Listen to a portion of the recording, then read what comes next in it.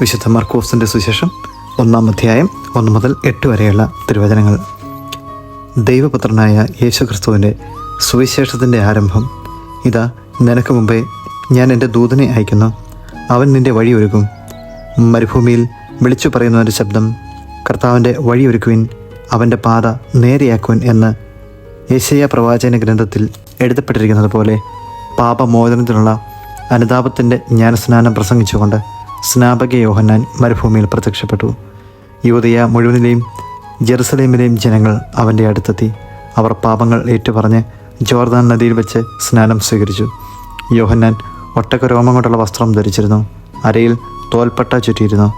വെട്ടുകിളിയും കാട്ടുതേനും ആയിരുന്നു അവൻ്റെ ഭക്ഷണം. അവൻ ഇപ്രകാരം ഉദ്ഘോഷിച്ചു, എന്നേക്കാൾ ശക്തനായവൻ എൻ്റെ പിന്നാലെ വരുന്നു. കുനിഞ്ഞ് അവൻ്റെ ചെരുപ്പിൻ്റെ വള്ളികൾ അഴിക്കാൻ പോലും ഞാൻ യോഗ്യനല്ല. ഞാൻ നിങ്ങൾക്ക് ജലം കൊണ്ടുള്ള സ്നാനം നൽകി, അവനോ പരിശുദ്ധാത്മാവിനാൽ നിങ്ങൾക്ക് സ്നാനം നൽകും. നമ്മുടെ കർത്താവായ മിശിഹായ്ക്ക് സ്തുതി.